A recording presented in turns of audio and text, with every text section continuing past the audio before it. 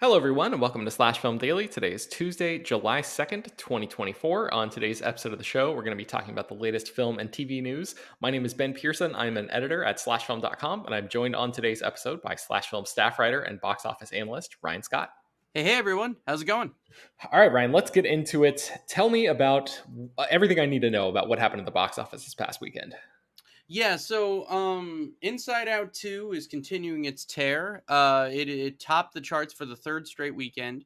The actuals came in. Normally when we're talking about this stuff, we're talking about the weekend estimates, which are always very close to the actuals, but so today we're going to be talking about the actual numbers.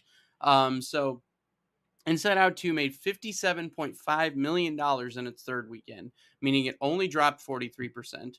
And it is now officially our first $1 billion grosser since Barbie last year. So, yeah, this is a big deal. It's also the first animated movie to make $1 billion since Mario. So that's a big deal. It is almost certainly going to end up passing the overall total of Mario by the end of this. Yeah, I mean, it's just crazy. I expected, it would hit this mark in early July, but not by July 1st. So I mean, yeah, it's going. Inside Out 2 did it in 19 days, whereas Barbie did it in 17 days. Barbie did 1.44 billion, so you can kind of start to see where this might land. Just for context, Pixar's highest grossing movie ever is The Incredibles 2 with $1.2 billion. So Inside Out 2 is, barring a collapse, assured to pass that at this point. I mean, I don't think any of us expected this movie to be here this quickly. I No. think we maybe thought this movie was going to do well, but I mean, I think that I would categorize this as a pleasant surprise for all around. Yeah, definitely. I wonder if there's any other sort of observations that you have about this movie and its success that we haven't talked about already, because we've kind of like diagnosed, what Pixar could do moving forward and sort of the impact that this is having on the box office overall already when the movie sort of came out of the gate really hot. I'm wondering now that it's actually like officially past this threshold, if you have any, I don't know, different thoughts about it, or if it puts it in a different context for you. I think the big thing for me is that I didn't. I mean, I Inside Out, the original, resonated with me certainly. And I've talked multiple times on multiple podcasts about how that movie made me cry harder than any other movie has ever made me cry, and I've refused to ever rewatch it since because of that. And it's also why I haven't seen the sequel yet, because I've been going through some stuff and I haven't been ready for that emotional turmoil, which oddly enough, A Quiet Place Day One ended up giving me, which I wasn't expecting, but we can talk about that. But yeah, so I guess for me, it's realizing the resonance that first movie clearly had with that generation, because I was a full blown adult when Inside Out came out. So I was a kid when Incredibles came out. I was a kid when Toy Story came out. I was a kid when a lot of these other movies came out, and then you see the sequels as adults. So I guess for me, I didn't realize the degree to which Inside Out became that that Pixar sequel you see as an adult thing. You know what I'm saying? I think for me, I underestimated the degree to which Inside Out made a lot of money, and I took that for granted at the time. But I guess I also took for granted the way that it resonated in a very meaningful way. Yeah, I So think there yeah. were conversations around the time that Inside Out, the original, came out, basically saying that or sort of maybe loosely implying that Pixar had gotten like a little too heady for its own good. Like that maybe this idea is not, the idea of like going into a young girl's mind and anthropomorphizing emotions and stuff is like maybe Pixar going a little off the creative deep end here. But I think exactly what you're saying, like that it's proven the success of the sequel has proven that idea not only resonated with audiences at the time because that movie made a lot of money when it came out, but has become like a staple film that kids grow up with, and like actually has proven to be like a yeah, I don't know what you would call it, like a growth movie or something like that. I don't know what kind of terminology you can use to determine something like No, but that, it but is, and I think that's the thing, and that's why I get a little uppity about the part that made me so upset in that original movie, is that a lot of it really is oh wow, like even as an adult, you're like, some of this is really profound, and then they kill Bing Bong, and you're like, why would you do that to me? You know, it's had no purpose. You just wanted to make me upset. But yeah, no, but I think that, and when I talk about, because I've given several impassioned speeches about Pixar's place in cinema, and I think Inside Out is a perfect example of like why Pixar is important. And I think that this movie's success to me further cements that.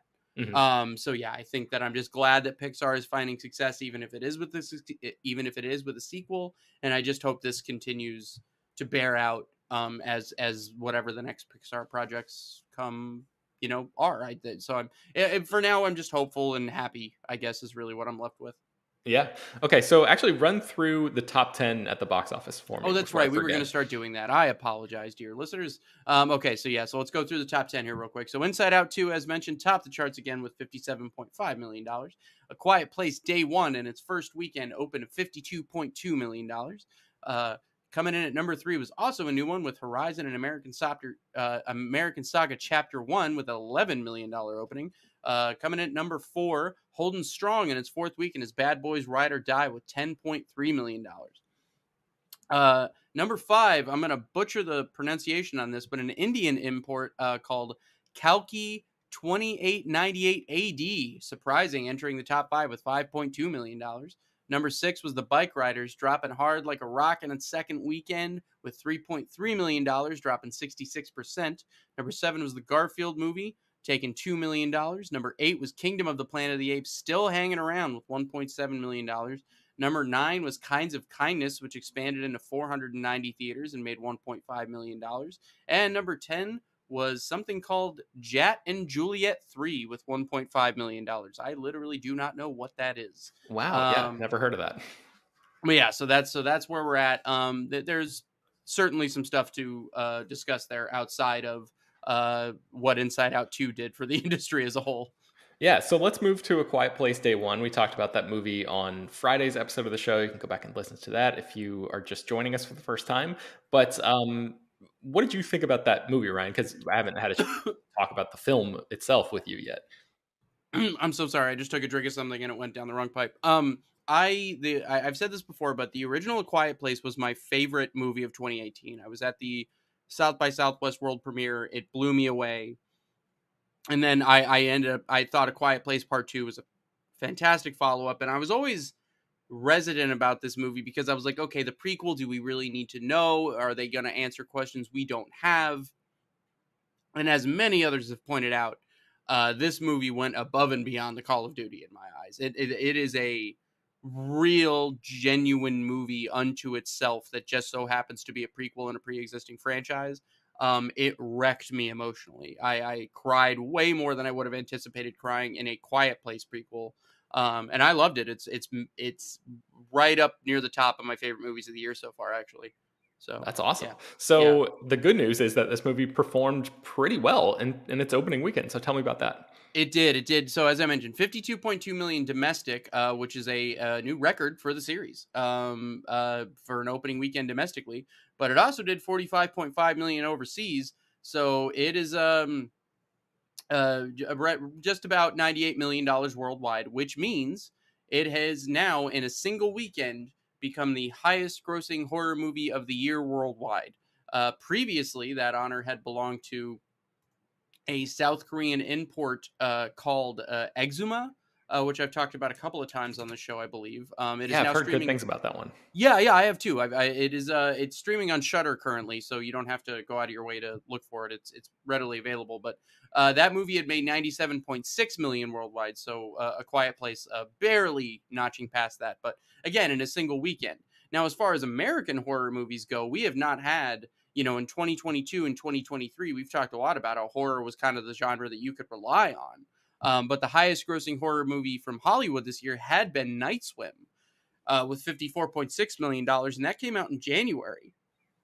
And then you had The First Omen with 53.8, and Tarot, another movie we've talked about quite a bit, with 48.1. But and those were fine relative to their budgets, save for The First Omen. But we have not had a Smile, a Megan, a Black Phone, an Evil Dead Rise. We've had none of that. So this is the first time we've had that actual like straight up hit horror movie in theaters, which is Mhm. very nice to see. Do you know, like off the top of your head, what horror movies have yet to come out this year that could potentially keep this train rolling a little bit? Like we've got Maxine this week, which is the A24's sequel to X and Pearl, which I'm We excited do. about. But I'm pretty sure, isn't that right? Yeah, yeah, that's Yeah. the Okay. fifth, I believe. I'm actually not certain of the rollout strategy. Like, I don't know if it's nationwide at once or if it's sort of limited. And then, but yeah, Maxine, and then you got Long Legs coming up, which I actually think is gonna do better than people think it's going to do. But again, that's not like gonna challenge for the crown, right? Like that's not gonna challenge for 100 worldwide or anything. But I Yeah. think the one that could is we have M Night Shyamalan's Trap coming out. Hmm. And I think those trailers are like vintage Shyamalan. And I think if like the reviews come out and they don't necessarily have to be as effusive as Split, but if the reviews are good, I think Trap stands to make a lot of money. Yeah. And then I also think you've got Alien Romulus, which I think is going to do very well. I think that looks like an absolute, like straight up crowd pleaser. So yeah, I think Speak No Evil. I'm a little curious about the remake of that in September. I think that'll do fine. But I think Terrifier that 3 comes out this year too. and Terrifier 3, I think relatively could be like a breakout sequel in that Terrifier 2 was made for like $250,000 and it made like 11 million worldwide. Hmm. Terrifier 3, because it's like a Christmas horror movie, which is like a weird hook too. I think that, if it makes 25 worldwide would be shocking to me. But then Yeah. I think the big one, which shouldn't be of a surprise to anybody, is Smile 2. I think Smile 2 it was one of the things that surprised me the most at CinemaCon, the footage that I saw. I think that trailer's out in the world now. I think people are ready for that. And then my hope is that Nosferatu closes the year out um, really well with Robert Eggers. But I think that the horror we have coming down the pipeline for the rest of the year, it's easy to see where like almost all of those have a lot of upside. Hmm. So I'm hopeful that maybe just that the back half was a little light, and then that the front half was a little light, and the back half is loaded down. Is kind of what I'm Yeah. looking at. Yeah. So. What other takeaways do you have from A Quiet Place's success? Anything, or do you want to move on to Another. something else? I guess my concern is that I mean, also I should mention it was a $67 million budget, so that's pretty expensive for horror. But this has always been sort of on the blockbuster end of horror, right? Like it's not just straight horror. It's more sci-fi, alien invasion horror. So I Hmm. think that budget's a little warranted, but I think there's no question that Paramount's gonna do more. Like they have the video game coming out, which actually looks pretty good. Oh, I didn't even know about that. Yeah, yeah.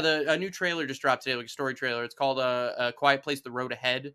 I'm not a big stealth mission guy, so it doesn't look like it's going to be for me to play. Because obviously the premise is be quiet or whatever. Yeah. As far as the next movie goes, I think obviously they would probably make a Quiet Place 3 if they can afford to do so. And round out that trilogy. But then I think if they're going to keep trying to do more, I just worry about not bleeding the whole thing dry. Hmm. Because this feels like a minor miracle that day one exists as it does. So I don't know if you have the same concern, but I feel like it's going to be tough to keep this moving at this quality level. But I'd love to be proven wrong. Well, I thought BJ had a really good suggestion on Friday's episode where she said that she wanted to see this franchise go international in the next entry. Like, show us a different corner of the world or something like that. And I feel like, especially maybe with, I don't know, the way that studios make money and spend money and sort of different kickbacks and Yeah, financial incentives and all of that kind of stuff. Like maybe you could make a cheaper version of a movie in a different country that also has, the effects and quality that people have come to expect from this movie. So, and that would be like creatively a different, uh, I don't know, a different prospect for audiences, right? Like showing yeah. us a different kind of things that doesn't just feel like, all right, now we're back on this treadmill one more time. Yeah, I did. I didn't want to take BJ's idea, but I do believe because I did listen to the episode. I do believe that is optimistically the way to go. You could do like a Korean influenced horror, like in the Quiet Place universe, and some of that would be super cool. So I hope BJ's right. I hope that's what they do. We'll see. But Yeah. that's my only real thing. Yeah. So I think, but mostly A Quiet Place day one, and is great news. And it's also a great example of like, no, it didn't top the box office, but it didn't have to. It worked as fantastic counter programming against Inside Out 2. This is how this stuff's supposed to work. Mhm. So tell me Um, about Horizon, because that's the big one. I haven't actually had a chance to see the movie yet. I'm hoping to see it maybe like next week or something. It's 3 hours long, which yeah, I don't know if maybe I knew that and forgot, but I was scrolling through my AMC app and trying to figure out a time to see it. And I was like, oh, well, that changes things because that becomes like a whole thing instead I of had the just, same thing because I wanted to go see it maybe last night, and I'm like, oh, it's 3 hours. Like I yeah. don't have time. But Like, I yeah. am interested in it, even though I've heard like the reviews are not great. And our own review from Jeremy Mathai on Slash Film basically says it's like the longest trailer, the most expensive trailer for a movie ever. Like it seems to be teeing up a lot of what's going to happen in future Which Horizon and American Saga movies. But which sort of makes sense. For those that don't know, this is Kevin Costner's new Western, and as we'll get into, a lot of you might not know or care. But and I'm not trying to be negative, but there's not really a positive way to spin this. So like just know that my tone is going to be what I think is appropriate in talking about this movie. But so Kevin Costner has had this as a passion project in his head for a long time. His idea is to make not one but four of these movies. What's crazy is that Horizon Chapter 2 is not only already filmed, it's coming out in 6 weeks. mhm. It's already on the books, so they're already selling tickets for it. Now, originally I had heard that the budget for the first two was $100 million, like as in it cost $100 million to, like so as in 50 a piece. Mhm. Now, you had sent me a piece from Variety last week at the end of the week that sort of broke down Costner's big gambit here, and it is actually $100 million for the first one alone. And you have to assume that the other ones are similarly priced. So, an $11 million opening for a Western, a genre that does not play well overseas. And by my estimation, there have only ever been two Westerns ever made that could justify a $100 million budget, being Django Unchained being one of them, and Dances with Wolves being the other. Um, the Because other of how much money they ended up making.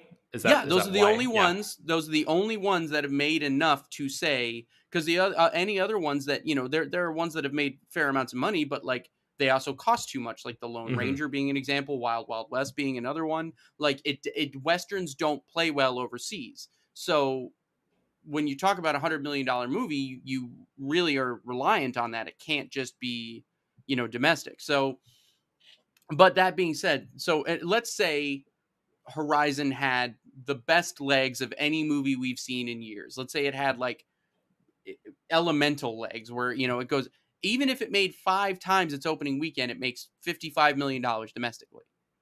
It, I mean, that's not enough, Yeah. and now Costner put supposedly 38 million of his own money into this. He has some unnamed angel investors who he won't disclose, who put, I think, about 50 million into it. Warner Brothers is on the hook for a little bit because they had developed it at New Line before things changed. So I guess they have a small stake in the movie, but even Costner has to pay for the advertising, like Warner Brothers is just distributing. Yeah, I So saw that. That's very unusual, I think. I was trying to rack my brain of it's times highly when, unusual, but yeah, that when but that was filmmakers have to foot the bill for their own advertising for the movie, but But that's that's the what's happening agreement. here. That this is an independent film, essentially. Independent. It's one of the more expensive. It's much like what Francis Ford Coppola is doing with Megalopolis.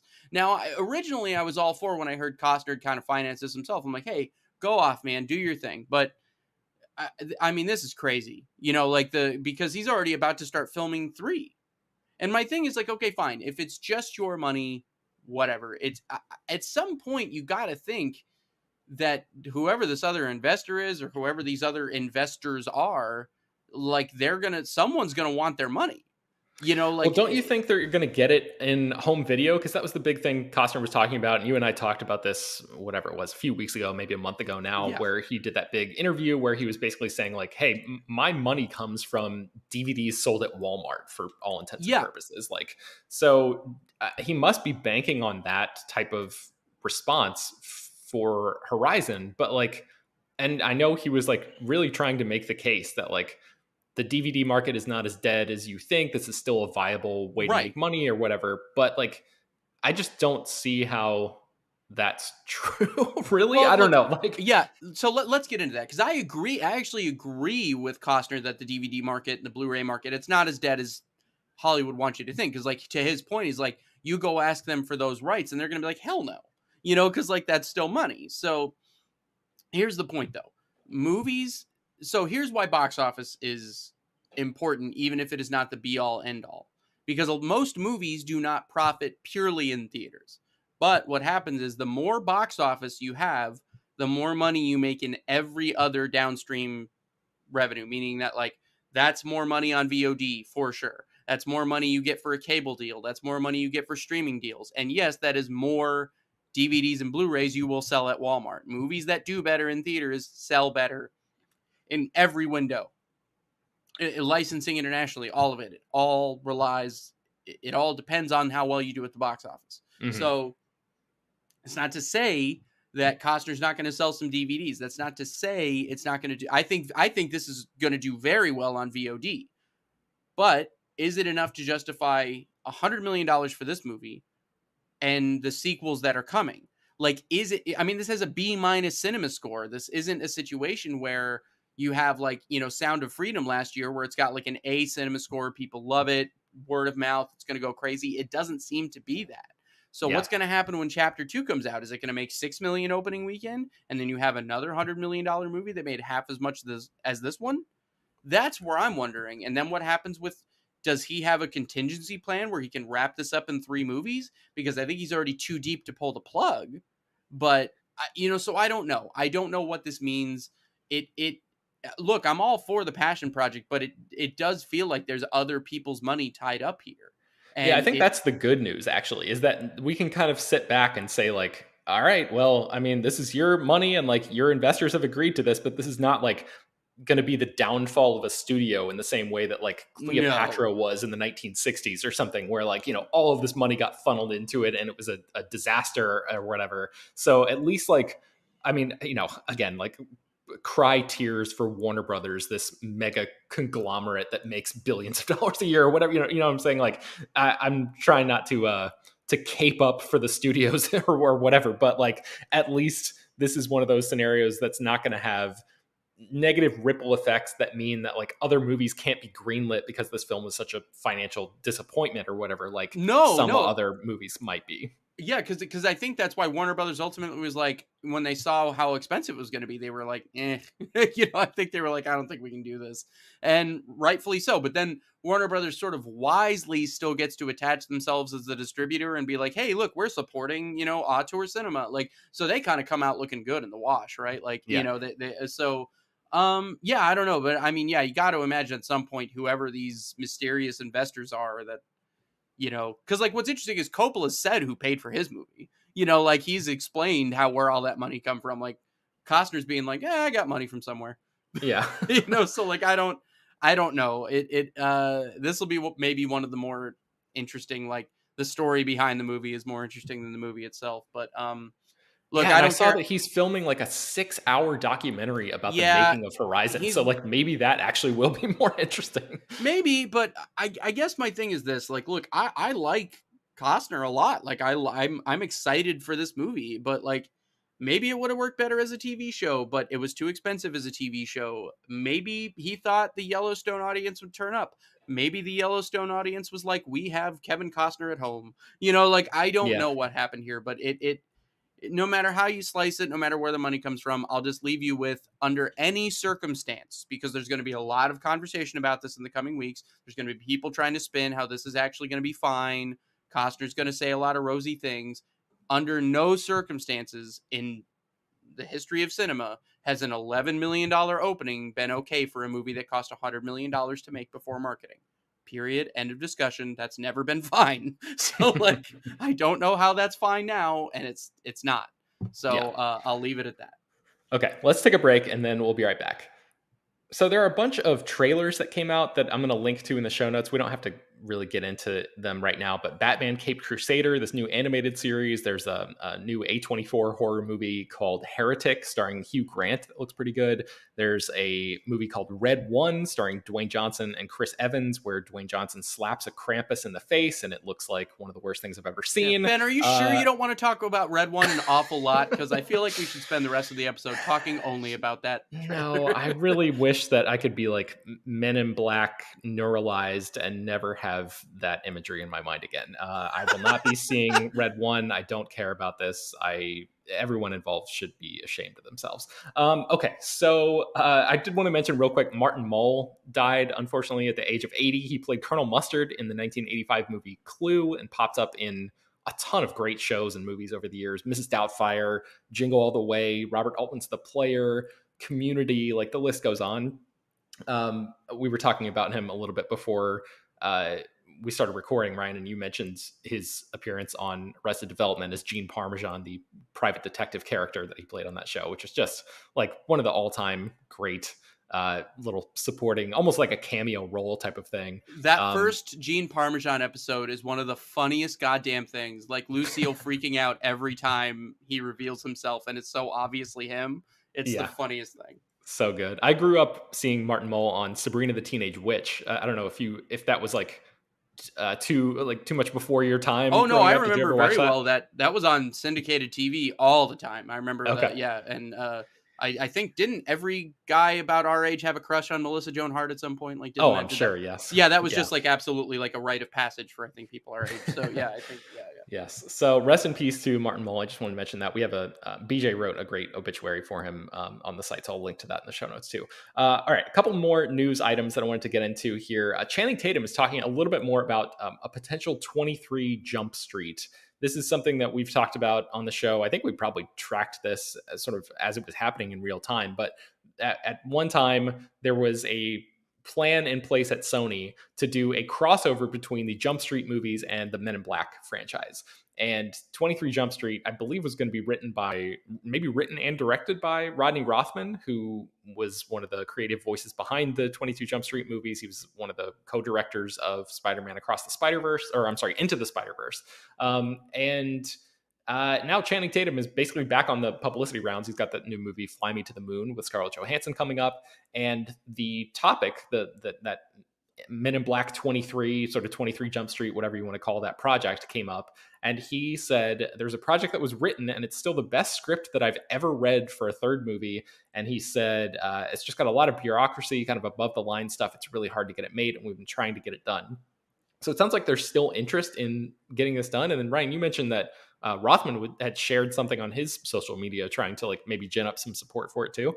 Yeah, so this is like sort of a legendary would-be movie. Like this came out around the time, you got to remember, like this information came out around the time that like the Sony leaks and Amazing Spider-Man 2 was coming out, and just some of this stuff that just really was like, it wasn't a great time for like Sony PR.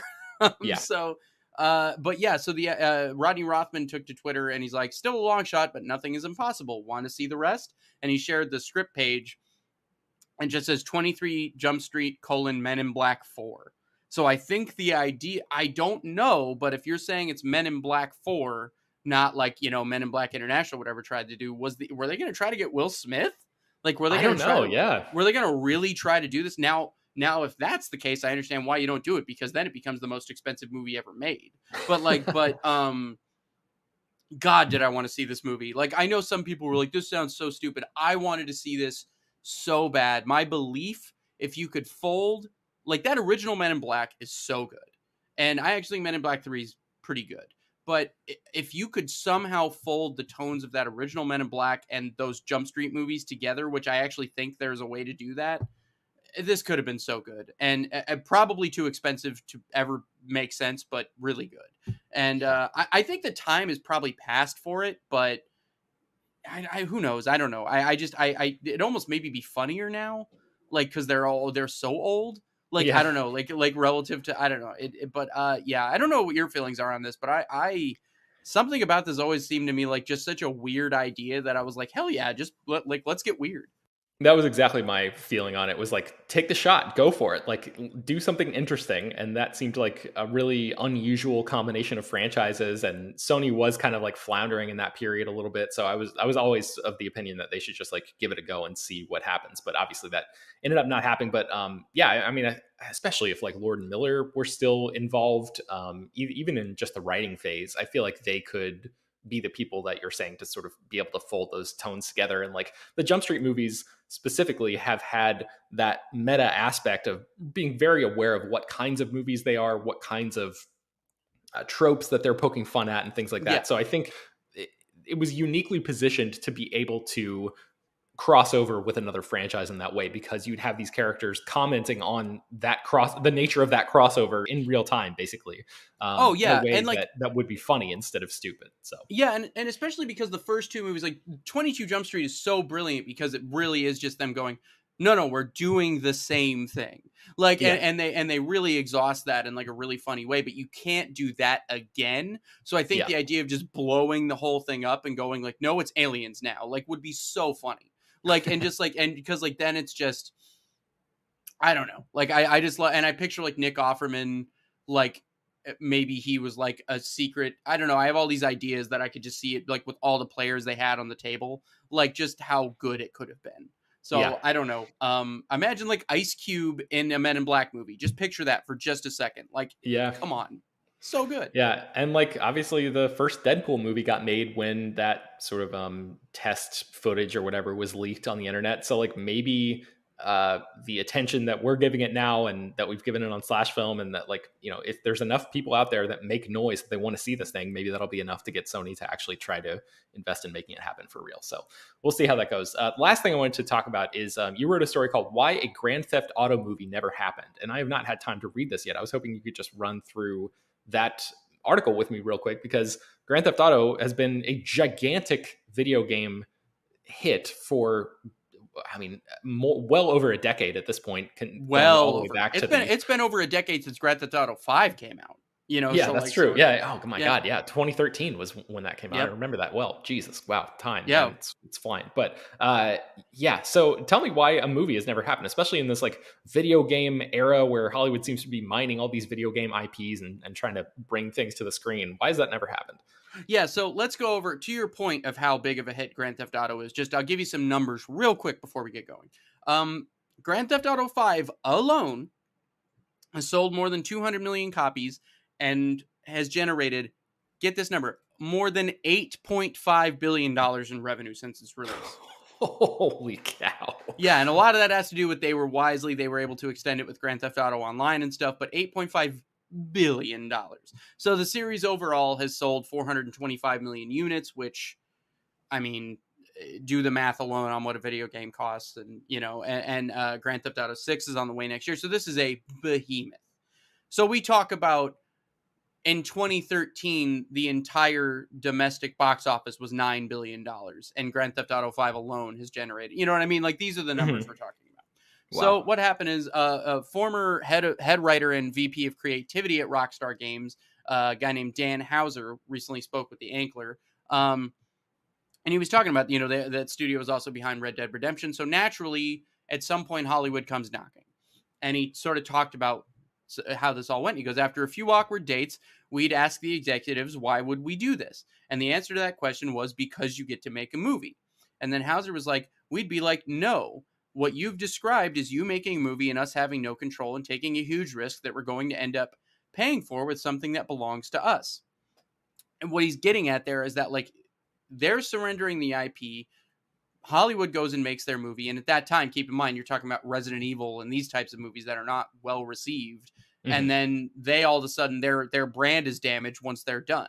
So then he went further on to say that they thought we'd be blinded by the lights, and that just wasn't the case. We had what we consider to be a multi-billion-dollar IP, and the economics never made sense. The risks never made sense. In those days, the perception was that games made poor quality movies. And then he goes on to say, it's a different time now. And that last bit is important. It is a different time now, but you have to understand that even 5, 6 years ago, there was very little evidence that a studio would do well by them. So, you know, that's pretty much what it was. They had the foresight to be like, why would we damage our brand with, you know, a movie that sure could make money, but it's a drop in the bucket for what they ultimately are already making. Mhm. So, you know, that's what's important to understand. The video game industry dwarfs Hollywood. Like it is crazy how much money is generated by the gaming industry. So, yeah, that's really ultimately what it was. They decided not to risk damaging their brand. Yeah, I think there was a lot of conversation about this probably 10 years ago or so when I think it was called PlayStation Productions formed, which was basically like PlayStation wanted to make movie versions of their games, and the creators were basically saying like, look, you're going to Hollywood this up, for lack of a better term. You're just going to screw this up. We want some creative control over what's going on here. And I think the idea was it was supposed to be a production company that allowed the creators of the games to have some of that control. I'm not sure how that's actually played out in practice. I'm thinking of like the Assassin's Creed movie that came out in 2016 and stuff Well, like but I that. think PlayStation Um, Productions formed after that, and I think like The Last of Us is one of the things that kind of came out of PlayStation Productions, if I'm not mistaken. Okay, And yeah, maybe I'm so, getting the name wrong, but there were a lot of like swirling talks of companies and production companies like that forming to try to tackle that very thing that this Grand Theft Auto creator is talking about. But it just seems like that never really happened until very recently. So yeah, that in terms of like the creative control staying with the people who originated the projects and like they're very different mediums. So like it's not always an easy fit. It's not always a oh, it's very simple to just port this over. Like there's a lot of complexity that goes into making a very good video game adaptation, which is why it's been so hard for them to actually a get hundred made over the percent. years. But again, recently, TV particularly had Castlevania, which people gets lost in the conversation a bit. But then you have The Last of Us, and you've had Fallout more recently. But then even on the movie side, look, say what you will, but the Sonic the Hedgehog movies have been incredibly successful. Um, I would argue Rampage was a lot of fun. But you're starting to get to this point where, in the Super Mario Brothers movie was a runaway hit. And so you're getting to this point where the stigma against these video game movies is not what it once was. And Yep. so, and these adaptations. So it's possible to me that this could circle back around. But what he said made a lot of sense. And I actually respect the restraint on Rockstar's part to be like, no, let's go ahead and preserve what we got. And I think that's, kind of rare in this business. Yeah, man, I'm thinking ahead to next year when Grand Theft Auto 6 comes out, and like Hollywood is going to have to clear out on whatever the official release weekend They're of gonna have to that clear out game that is. for 2 weeks. They're gonna I have to know. it's gonna be. One of the comedians, I like, guy named Che Durena, was on a podcast. He was talking about it's gonna be like bigger than Avengers Endgame. Like, and I don't know if I agree with that, but like the cultural, it really is gonna be just a seismic moment. Yeah, Like people are that going is to be gonna. in their homes, not doing anything, not going to any, establishments or whatever. Like it's going to feel like the end of the world or whatever. Like you Are can you kidding me? walk I'm through calling the. out of work. Like, I'm not going to be here. I'm sorry, guys. I hope it's not a box office day because I will be playing Grand Theft Auto 6. Like, I'm not Yeah, going to well, be I don't here. think there will be because I think Hollywood's going to be like, we see this coming, so we're just not going to release anything for a couple weeks. So if that happens, I mean that honestly should happen because I don't know what kind of counter programming you could possibly do that could Yeah. withhold, Some something kind of like. rom-com or something that's aimed, like, not to generalize, but the sort of thing, like, what's the opposite of the Grand Theft Auto crowd? Yeah, You maybe. but yeah, so yeah, it's so fascinating, but we'll see what happens in the coming years. All right. Well, I think that's going to do it for today's episode of the show. You can find more about all the stories that we mentioned on today's show at slashfilm.com and linked in the show notes for this episode. Slash Film Daily is published every weekday, bringing you the most exciting news from the world of movies and TV, as well as deeper dives into the great features you can find on the site. You can subscribe to the show on Apple, Overcast, Spotify, wherever you get your podcasts. Send your feedback, questions, comments, concerns, and mailbag topics to us at bpearson@slashfilm.com. Make sure to leave your name and general geographic location in case we mention your email on the air. Don't forget to take a minute to rate and review the show on Apple Podcasts or Spotify. That really does help us out a lot. Tell your friends about the show any way you can. Thank you so much